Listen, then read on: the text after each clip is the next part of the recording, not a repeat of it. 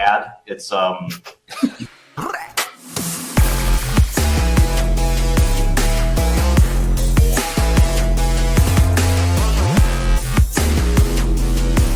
views expressed by the hosts and guests in this podcast are solely their opinions and do not reflect the opinions of their respective employers. Guests and hosts may maintain positions in the assets discussed in this podcast. This podcast is for informational purposes only, and nothing in the podcast is intended to be financial, legal, or even life advice. GM, welcome back again to More Than Speculation. In today's episode, we have 0xMughal. Is that the correct way to pronounce your name? Yeah. Perhaps we have one of the best camera setup amongst all of the other guests that we've had in this podcast. So I just want to mention that for our listeners. With that said, let's jump right into it. Yeah. Thank you for your time today. I see that plushie at the back, bro. So you're a Hyperliquid fan, bro? Oh, of course. I think, first of all, shout out to you guys. Thanks for having me on today. I've been a big fan of your podcast. I think I mentioned this just before, and you guys are doing it great. But yeah, this is a Hyperliquid plushie. I think in general, my plan is to basically collect as much of these plushies. I'll put a shelf in the background and then like have them all on display. That would be very cool. Bro, you know those are going merch for 8,000 sing for one. You can sell them for 8,000 sing. For real? No. Yeah. Don't be silly. Don't be silly, man. Low liquidity, but you can sell it. I'm just saying. I think in a market like this, I might have to actually part ways with it. Okay, let's start with some rapid question, bro. The most bullish thing in next 3 months. Berachain. Okay. Most bearish thing the next 3 months.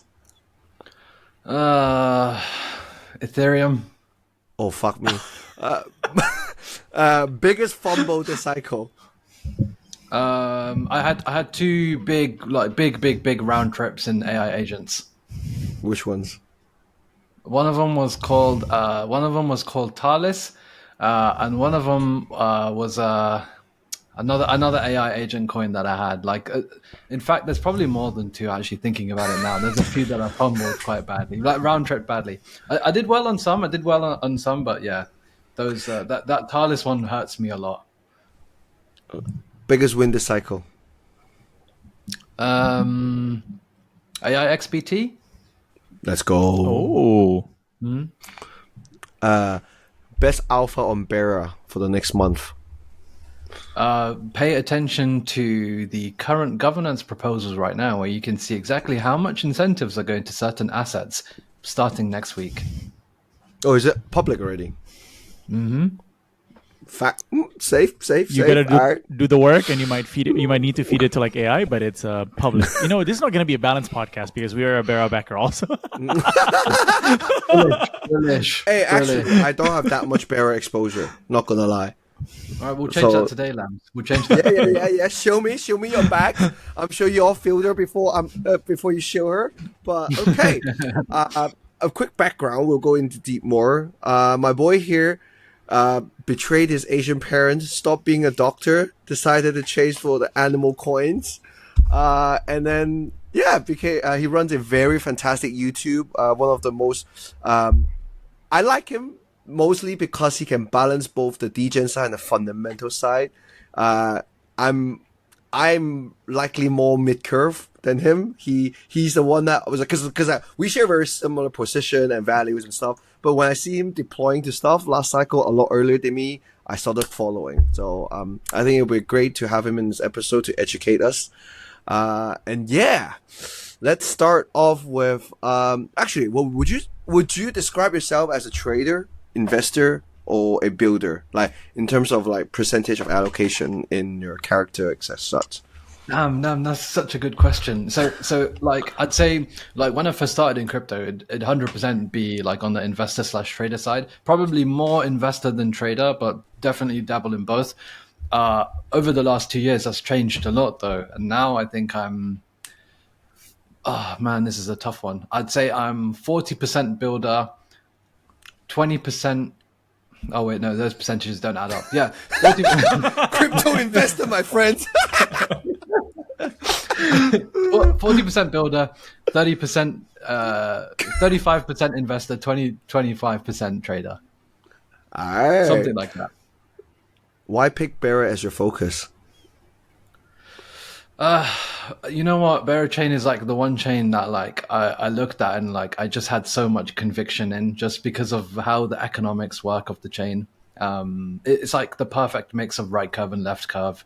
It has everything that I'd want from any other chain. It has the best quality apps in my opinion as well.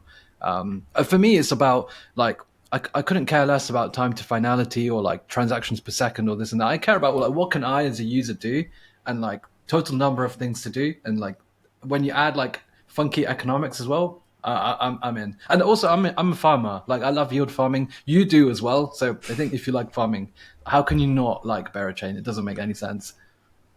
Is there any point that you kind of drop your hope a little bit when they kept delaying, the price dropped a little bit, the flywheel didn't fly as quickly, or will you be like, oh, fuck the fudders?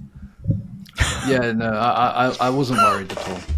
I was not worried. Q5, at all. bro. Q5 launch, right? Yeah, I think maybe one thing that helps is like if you're kind of like with the builders and you kind of know what's going on, you're a little bit more in tune with it, and you're kind of okay with things waiting, another 3 months or something like that. Yeah, sure.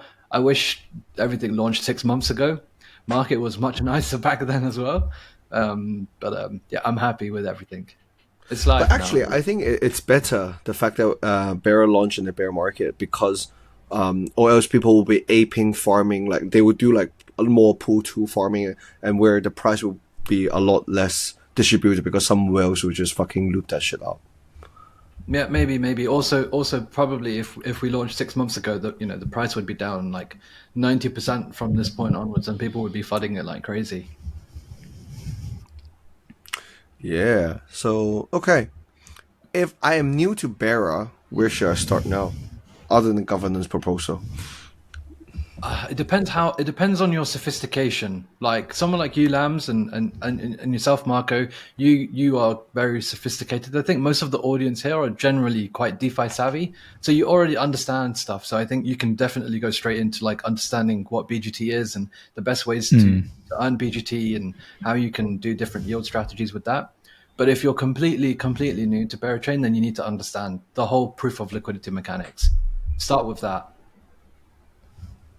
Nice. Yeah, I guess otherwise, I'm just thinking like otherwise just go and try some apps out because I think well, like I said, like one of the great things about Berachain is it caters to right curves. It caters to people who want to play these different yield games and whatnot. But also, there's so many left curve things on Berachain that you can just use straight away and just get involved with, and that's probably where a lot of that community comes from.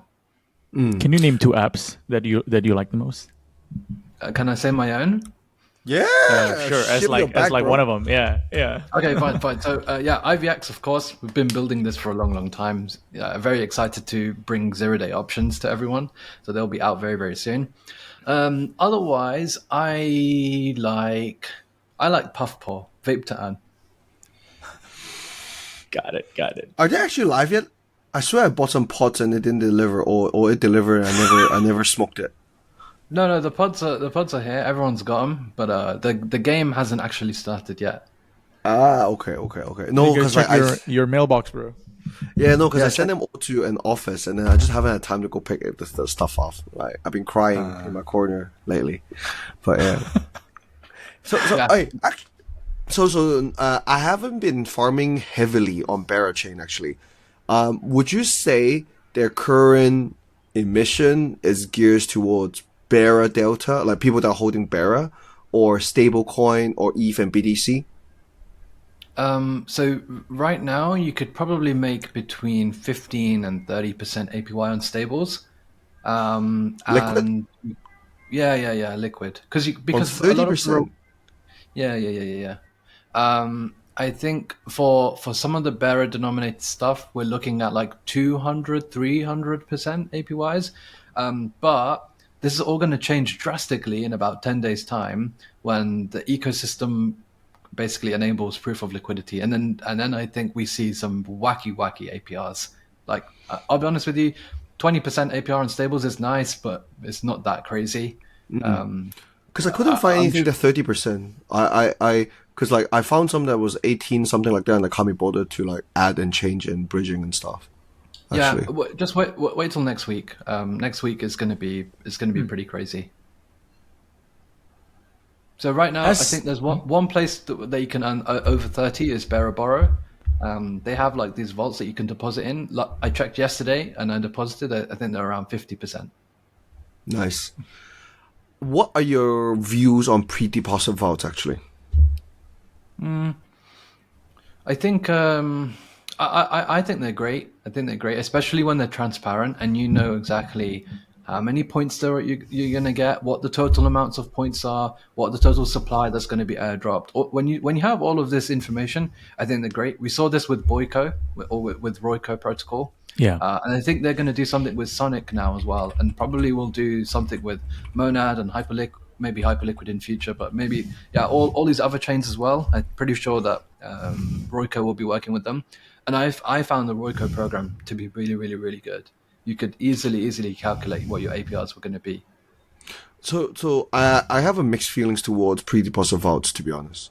Really? I think, so like, if I was an ecosystem, I'd probably limit the pre-deposit vault to lower TVL because of, first, it dilutes the APR. Secondly, No, I agree with that. You should have caps on it for sure. yeah, and because people who deposit in it are likely less sticky users. Because like I actually deposit in the pre-deposit vault just because I'm just tired from bear market. I'm like, all right, let me just chuck this in. And then I can imagine when the season is over, because the fact that I haven't been tracing properly, I don't know the exact details. That's why I'm like still foggy in Bear as well. But if I were actually... Go ahead. Sorry, I didn't mean to interrupt.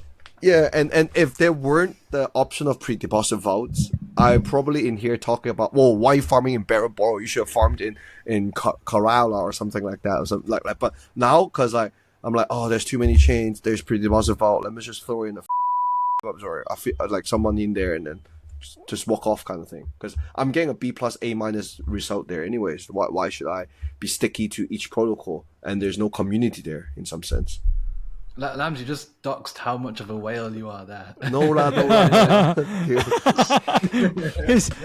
He's just gonna cut that part out. He's gonna say it's 5K or something. Okay, look, here's the problem, right? Okay, how do you solve the cold start problem that chains or protocols have today then, right? Yeah. Because if you don't have a pre-deposit vault that's like has this public transparency element to it, you're gonna basically have protocols that will go to liquid funds or to family offices and basically do like off-chain deals where they're basically going to give away a ridiculous amount of supply. And in general, I think protocols get shafted more when they do these off-chain deals compared to when you're doing it on-chain, like with Royco. So sure, I do hear your point. I agree. It does attract mercenary farmers, but it's so much better than what we had before. Yeah, like I think the logic here, and we just don't want to do like an ad for Royco. I mean, like I think he's a great builder. I've chatted with him before, but I think it's like picking three giant mercenaries or 3,000 smaller mercenaries. Like I think it's kind of like better in a sense. Like if you like, even if those are like farmers, at least you have more users and you have more data points, and maybe like you don't have to convince like all three of them. If you just convince like 300, you would have decent TVL still. Maybe one thing that you could do is you have like a whitelist that you have to get in order to deposit in, and then in order to get those whitelists, you have to be a community member.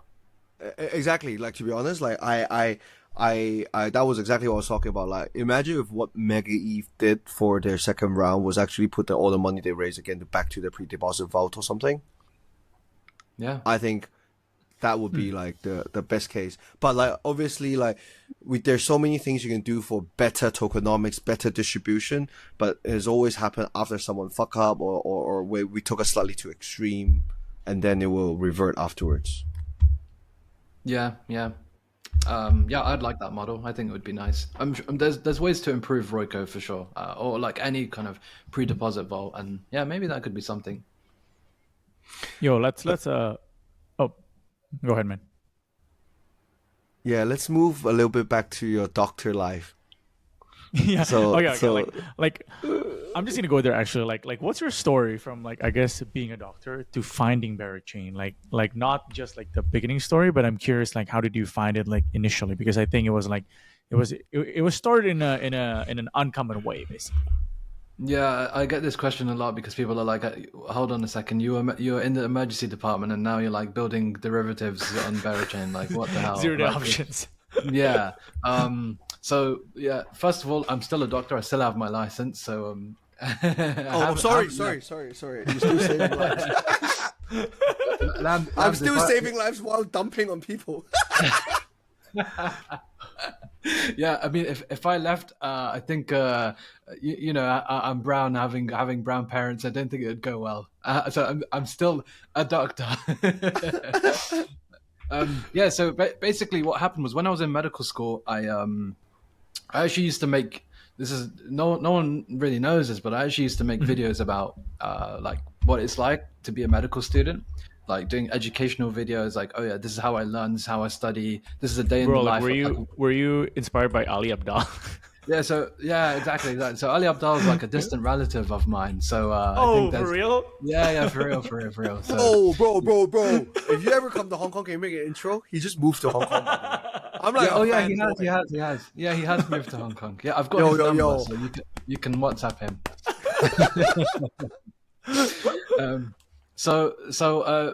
Basically, so I was that kind of guy, and DeFi came up, back in 2020, 2019, whenever that was, and I started playing around with some of these apps like Aave and Maker and Uniswap and whatnot. And this is me as a broke medical student, just like playing around with it because a lot of my colleagues at the time would like try and invest in the stock market and they're like getting excited over 9% APY, and all of a sudden now you're seeing like 40%, 50%, 100% APY, and you're like, oh, this is more fun. And all at the time, I didn't have a lot of money, so I'm just playing around with pocket change really. But that's what drew me in initially. And then a lot of my friends would ask me, oh, so what are you doing? What is LPing? What is all of this stuff? So what I did was I just basically decided to make them a video and put it on my YouTube channel and said, look, you guys can all just watch this in your own time whenever you want. But I'm not going to explain it to every single one of you. Just watch this video and you'll get it. And then slowly, basically after that, I just started making DeFi videos. And then over time, just started getting more involved in the space, started contributing at a few different protocols, creating my Twitter account, like really posting a lot of education there. And then, yeah, eventually just a guy called Bob came up to me one day. He's like, look, I've got this idea to build this option protocol. Do you want to come? I was like, you know what? Forget medicine now. Let's just do this, and yeah, that's basically my journey. So I'm still a doctor. I don't practice so much anymore. I think last time I worked was maybe like 4 or 5 months ago. Back then I just used to do one day a week. I'm basically like a locum doctor. I don't know what you call it in other places in the world. I'm basically a freelance doctor now, basically. Something to keep the parents happy, I guess. Basically. But no, don't get me wrong. Being a doctor is great. I love it. I think it's really, really refreshing, and I do find like a lot of satisfaction from my medical work. But right now, the opportunity that exists in DeFi and crypto is just so the opportunity cost is too high not to like be involved in the space now. I can always go back to full-time medicine anytime too. I cannot not ask you, is DeFi real or not? It's not real. Okay, but did you buy any DeFi token? No, I didn't. But okay. Yeah, sorry guys, if anyone's watching who's a big DeFi fan, I think they're all dead, bro. It's pretty funny because I saw that like Tarun also like I think like Tarun said like Smokey is also not a believer because he was in biotech and something. It seems like everybody on like the bear sphere they're not a big fan of like. Still have my steth. As long as I have my steth, we're good. But bro, like IP as well, because I actually are involved with some IP business back in the days, and then like I tried to show them IP protocol. I talked to some IP lawyers and stuff. It's like, wow, biggest, like yeah, they were like, wow, bubble. This is how crypto bubble works, I guess. But I guess even TradFi people think the same when we showed DeFi bags to them as well at times, right? Yeah. I don't know. It does work more. I think DeFi is the only solid thing in crypto, to be honest. Yeah. But like, yeah. We just push it to the limit too much a little bit. But yeah. Like I think if you shill like a 3x Ethena leverage strategy, like TradFi wouldn't get the risk, but they would just be like, I'm not, like I need to move my money on chain on all.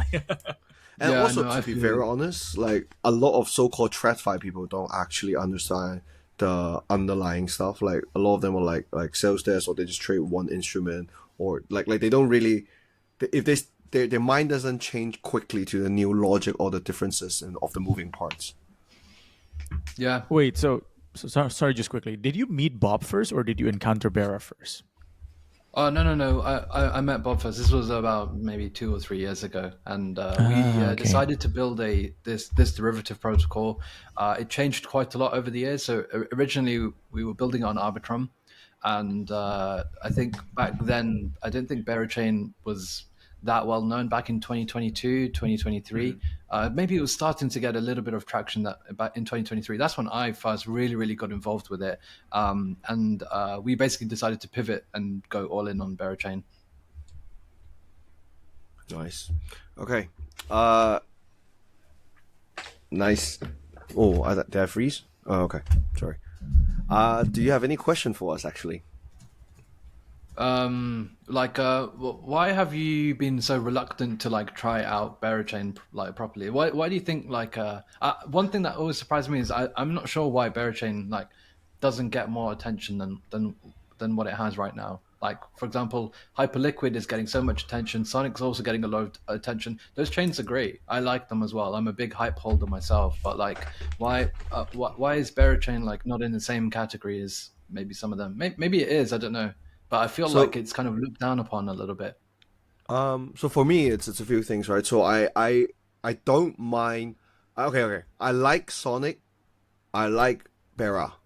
But the problem is because I have easy way without reading the fine prints. So like because I feel like it's just adding more layers on top of the DeFi layers, which is cool. But right now there's easier incentives to be farmed on Aptos.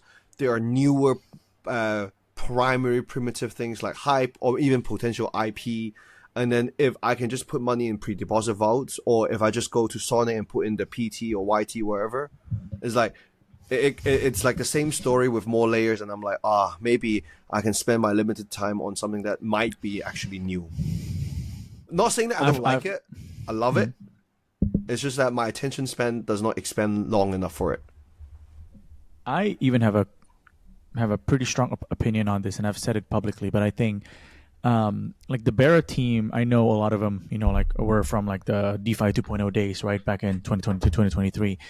I think they really should not make that same mistake. I think that was like such an echo chamber. Like I remember like writing and like reading about like the curve wars and blah blah. Right. I think once it gets too complex, the TAM becomes very small. And I think like people just like what Lam said, like they just don't have enough appetite to like, okay, I can optimize for another like 10-15%, but I need to like read all of these complex stuff. So like I think as a chain it works better than like as these like individual weird DeFi protocols. But I think the apps that live on top of them need to like really simplify like what they're telling the users basically. Like No, otherwise, I agree. it's going to be a hard time. No, I agree. I think all of the economics around BGT are complicated. Probably most people don't actually understand them in their true effect. It is somewhat over engineered a little bit too. And yeah, I agree. Like it's down to some of the protocols to simplify it. But that's what I love as well. Like on Berachain, there are these kind of left curve protocols that I'm sure Lambs is going to be a big fan of and a big user of as well. That I think will bring like these people on board and those apps, like Puffpaw, but also, some of the other ones, like there's one called Stablehold, which is like tokenized race horses. There's like tokenized telecoms. There's lots of gaming stuff. There's I'm sure Lambs will be a big fan of it. There's even a SexFi product as well called Oh, Eden. I actually ordered it. You ordered it, of course, and I knew it. Yeah, it's like the 3D suction thing, isn't it? Wait, what the fuck? Wait, which one is this?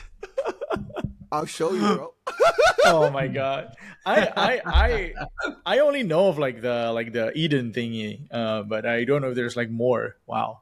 So Yeah, actually, I've never there's used a something male called sex toy Overrun. before. Okay, So I'm like, this is my this is what chance. people are tuning for, bro. We're gonna get demonetized in a second here. But yeah.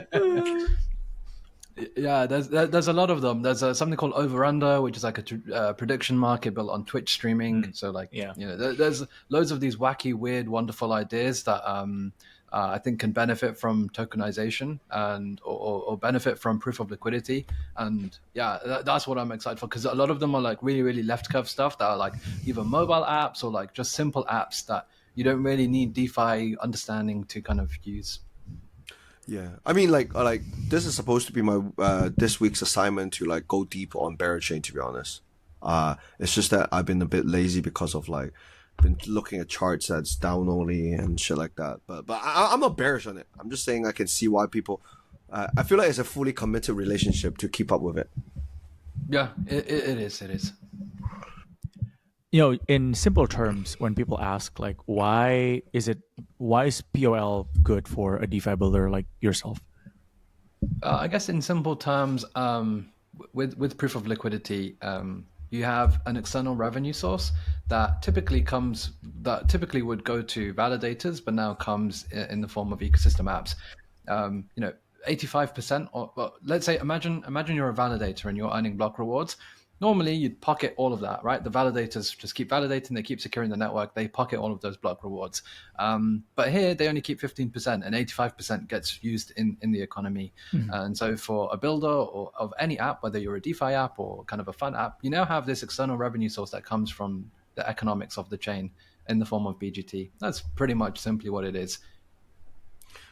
It routes value back into apps, and an app should do a better job in capturing users and whales to vote for them, either through performance, community, or straight up bribing, basically. And because of the added incentives, a lot of things might make more sense. I would imagine something like IVX would have even better or potential arbitrage bets that why people would use it. Etc., etc., and it makes a lot more DeFi strategy. It makes more sense instead of like Arbitrum, where they just do some voting and then all the incentives are farmed by a few guys, kind of thing. And then because the dynamic should change, is there every epoch 1 week or? No, I think every epoch, I don't know actually. I think it changes because it's not actually live for ecosystem apps. Yeah, it's coming out in about a week's time. So I think that's when maybe some of this will be a little bit more easier to understand. But I think the beauty of it is that any action can be incentivized. So that could be a trade, that could be a vape, that could be a pump, if that's what you want to do with your toy lambs. It could be anything, right? Anything can be incentivized, and so you could be using your favorite product lambs, and you could be earning BGT. I prefer to be stuck, but yeah. Oh my god! This guy is so unhinged today, man. Okay. You are so unhinged that I think your camera is lagging a bit. So Yeah, so I think that's the beauty of it. Like you can incentivize any action, and normally on other chains, all of this goes to validators, but now it's going into apps and users at the end of the day, and validators will be able to recoup this from some of the incentives or bribes that protocols offer for these rewards as well. Okay. Again, man, thanks for your time. We have one last question that we ask every guest. We like to keep this short and sweet. What is the one thing that you need to make it in crypto? I think you need to constantly be aware of what's happening in the space, and I think it depends which perspective are we talking about. We're talking about from a trader, or it's an open-ended question, I guess. If you want to make it, what is? I think if you want to make it, you just gotta you just gotta be in tune with what's going on in the space. And I think as long as you're consistent, as long as you're as long as you know what's happening and you're keeping yourself up to date, you're kind of advancing yourself in the space, you're going to be fine. All right, dude. Where can people find you? So you can find me in a bunch of different places. So my Twitter is 0xMughal. You can find me there. My channel is just my name, 0xMughal. Otherwise you'll probably see me somewhere on CT or on YouTube or somewhere like that as well. Otherwise, come to the conferences. I'll probably be there as well. All right. We Thank you, should start making vlogs also. But yeah, thanks, man. I'll see you next time. Cheers.